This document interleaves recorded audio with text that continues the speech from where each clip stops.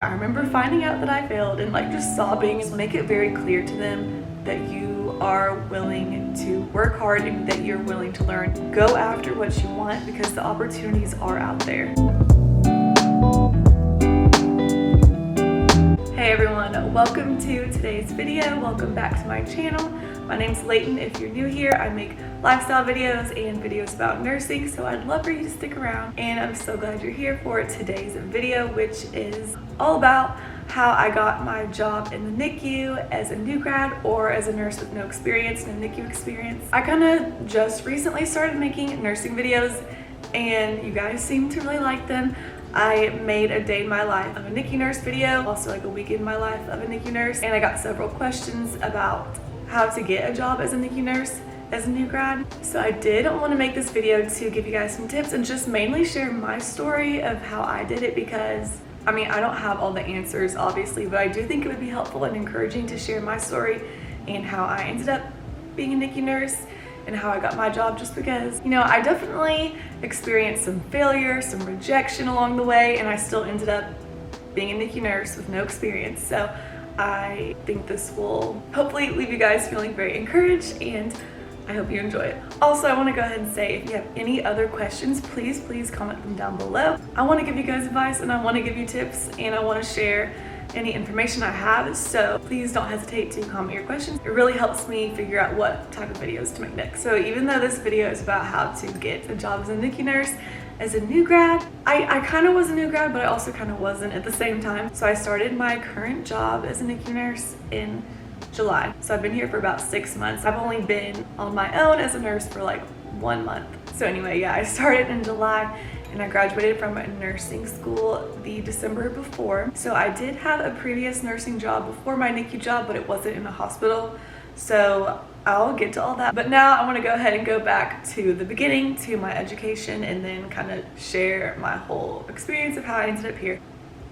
I guess I can put this down. I just feel like it makes everything more cozy. And if you've watched my videos, you know I always love to have a mug in hand. Okay, so starting with nursing school. For nursing school, I went to the University of Tennessee, Knoxville, so UTK.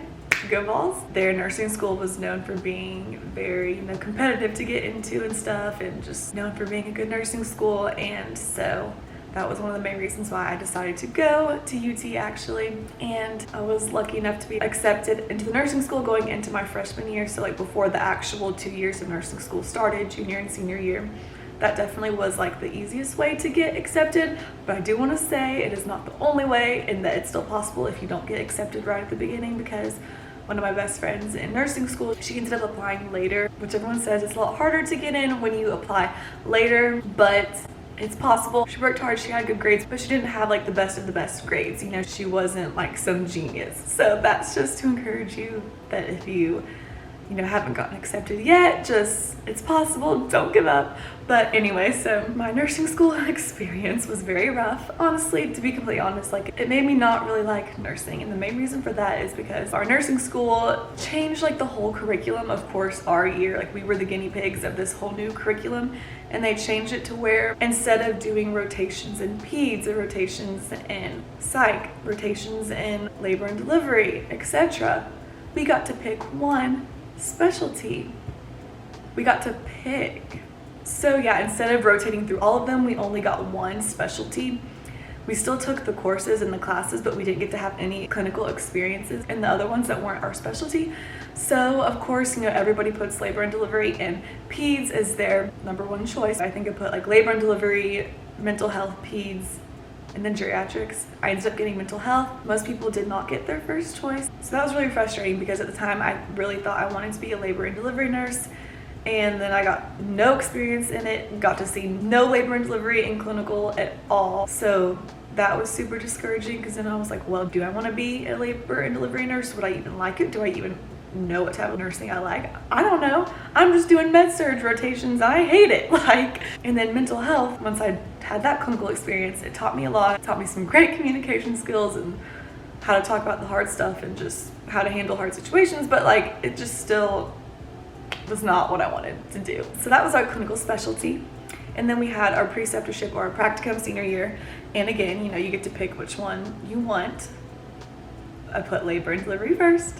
did not get it, ended up getting med-surg. Most people got med-surg, of course. So yeah, long story short, I graduated nursing school with nothing but med-surg experience and mental health experience, which was very frustrating for someone who knew the whole time they did not want to do that and tried to get opportunities to see the other things in person and still didn't get to. As you can tell, I'm like still frustrated about it. But the main reason why I wanted to share that is to show you guys that I literally, like, I didn't even get labor and delivery experience in nursing school, and I still got to where I am today. So moving on, not only did I not get any of that experience, I also failed my labor and delivery course, which was very frustrating. And I will say, it was not just me, it was a huge chunk of students.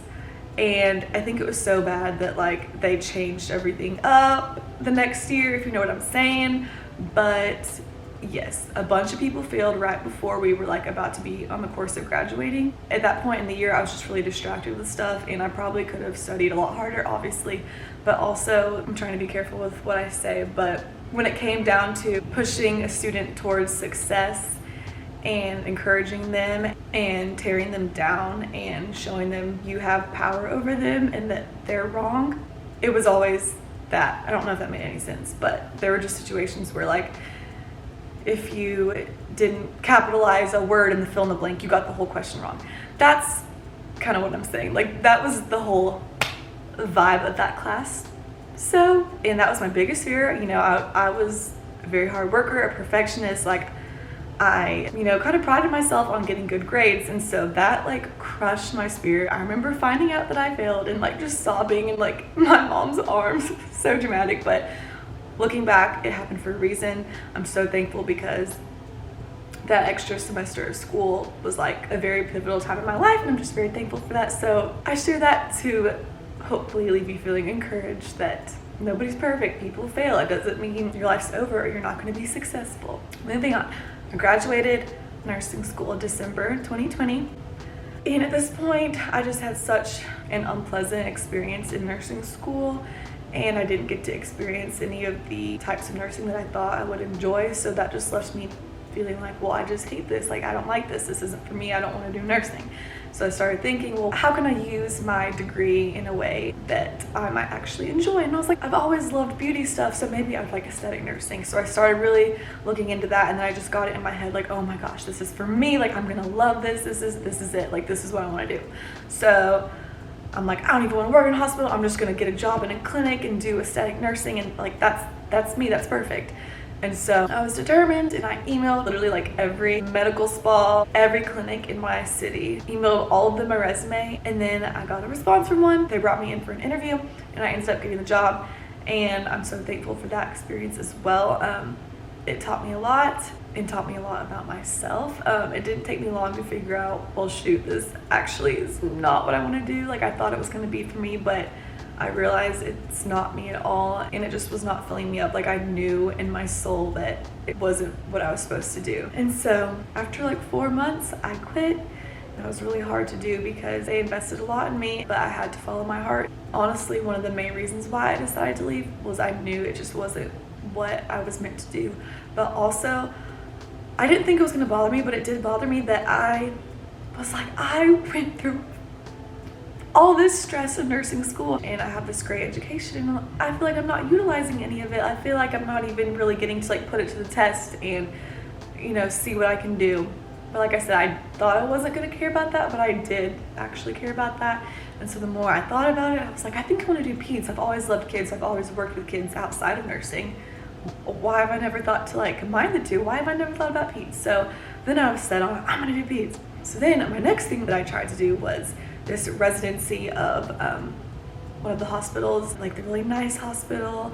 I was like, oh yeah, I should work there. You know, they have a great children's hospital. People seem to love working there. So I applied for the residency program. It was super competitive, and I honestly feel like I just was not mentally prepared enough on the interview process and stuff. And after the first interview, I got rejected, and I was not asked to continue in the program. And again, that crushed me at first. It never feels good to be rejected. That never feels good. But then I eventually got over it, and I was like, okay, well, that wasn't meant to be. Let's move on. And so then at this point, I'm just like, well, I gotta get a job because I already had stopped working at the other place. And I think I just went on Indeed and I just started searching for any type of nursing job openings, and I would just apply to all of them, even the med-surg ones that I did not want to do, just because I was like, at the end of the day, I need a job, so you gotta do what you gotta do. So I ended up applying for a med-surg position, an ICU step-down position, and then labor and delivery and the NICU position. And at this time, honestly, still at this point, thought I wanted to do labor and delivery. All of the positions I applied for asked me to come in for an interview. They all went really well. I ended up getting offers from all of the positions. After being rejected to get all of those offers, that was definitely kind of a boost. But throughout my interview process, I just kind of started getting a good feeling about the NICU position. I just started doing a lot of research about it and looking into it, and I was like, I think that I would be the perfect fit for NICU. I don't know why I hadn't thought of it before. I just think you don't really learn about it in nursing school other than the newborn assessment portion of my mom baby class. Basically, knew nothing about NICU. Anyway, the more I gave it thought, the more I was like, I think I would really like this. I would love to work with babies. I don't know why I didn't think of this sooner. So anyway, like I said, I started to get a good feeling about the NICU position, and I had decided that was one that I wanted the most. So it was the last interview that I went in for, I think. I did the labor and delivery interview before that at a different hospital, and I just went in for my interview, and they basically didn't even ask me any questions. They basically were like telling me what it was going to be like when I started. It was like they were already hiring me right there. Didn't even ask me any questions. They were talking about how I would have to be on call and how they're really short-staffed, and so it kind of freaked me out, and I was like, okay, I don't want that. I don't want to be on call. Like, I don't think that's for me. That's not going to work out. So then I was just really set on this NICU position because I was like, I do not want med-surg. I want to work with babies. Like, I would love this. I love that it's with babies, and I love the fact that it's an intensive care unit, so it requires a lot of skill. Like, I would learn so much. So I went into that interview determined. Like, I've never been so determined going into an interview. I was like, I'm going to get this job. I'll give some brief tips about interviews really quick. I would say the main things you need to do, the main things that I did that I think were really helpful was preparing. You need to prepare, you need to research any possible questions they might ask and prepare your answers, not like a perfect script where you seem calculated, but you need to prepare answers enough to where you can feel confident, because just knowing the fact that you're prepared takes away the stress and allows you to be more relaxed and more confident. Prepare questions, that's very important. You need to prepare questions to ask them because that shows them that you care, that shows them that you're interested. And I feel like the main thing is just make it very clear to them that you are willing to work hard and that you're willing to learn, you're ready to learn. Also, just be personable, smile. Those are the main tips I would give. If you want more information about interviews specifically and interview tips and what I did for my interview process, please comment down below.